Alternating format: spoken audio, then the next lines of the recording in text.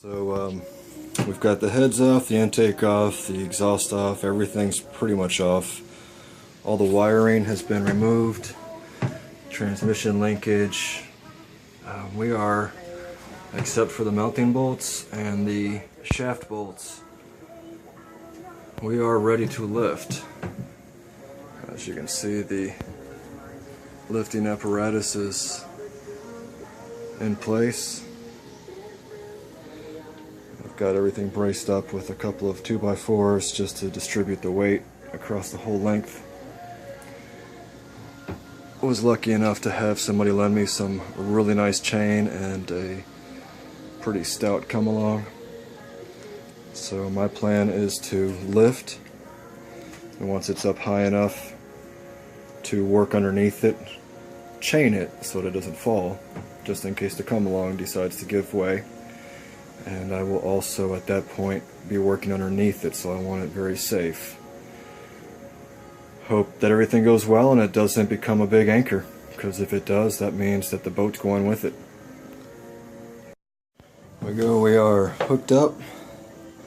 I've got a cross chain, and then I've got a safety chain, just in case something happens to that come along. Hopefully that safety chain will stop it from going through the bottom, keep me from sinking. And I already got two of the mounting bracket bolts out. I've got 6 to go. Alright, so there she is. She's up. And you'll see there's a slew of oil pan bolts. I believe there's 22 of them altogether. Those all need to come out.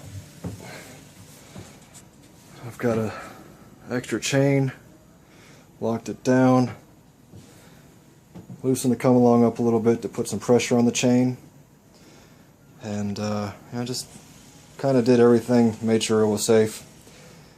It's going to leave the engine hanging there overnight. No, it was not easy. If you notice, there's also a couple of ropes. The transmission was hanging a little lower than it needed to. In other words, the engine wasn't coming up even.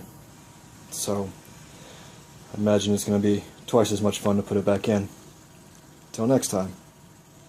Alright, so last time we were pulling everything apart to get the piston out, and number 7 piston is now gone. It happened to be rubbing against the counterbalance for the number 6 piston. You can see the bilge has been scrubbed. It's not spotless, but a lot better than it was. And there's the bottom, the belly of the beast.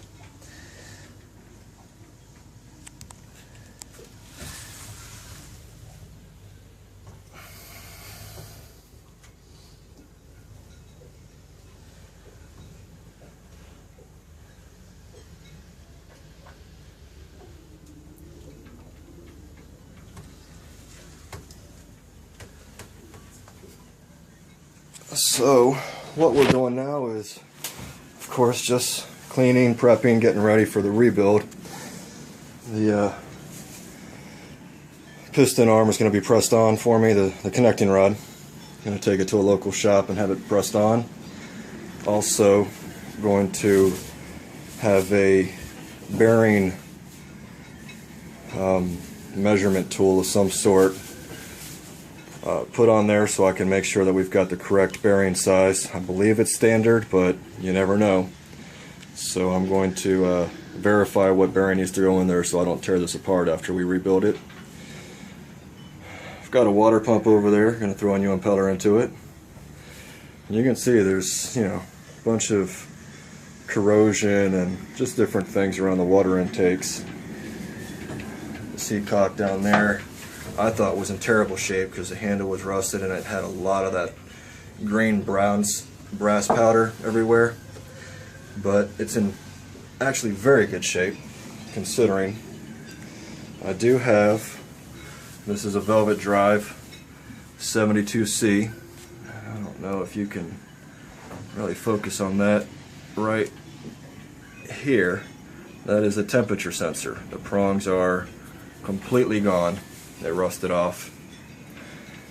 So I need to find out if this is a 230 temperature, 190 temperature, or 160 temperature transmission, and go ahead and get that thermostat for it. That it's not a thermostat, it's a temperature warning sensor.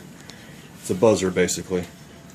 Not needed to run, but needed to stay safe. And you can see all the debris in the engine. I've still got a ton of cleanup. Probably should have started up top and done the bilge after, but the bilge was full of junk and stuff that I didn't want going out the bilge pump. So I filled it full of soap and biodiesel, which is biodegradable, and got it to clean very well. Soaked it all up in some rags, and I've got it tossed away. The little bit that does get by, hopefully, has got enough soap and stuff in it to keep it safe for the environment. But I'm trying to sponge my bilge out. I've got my pumps turned off so that nothing goes overboard. And we'll continue this project.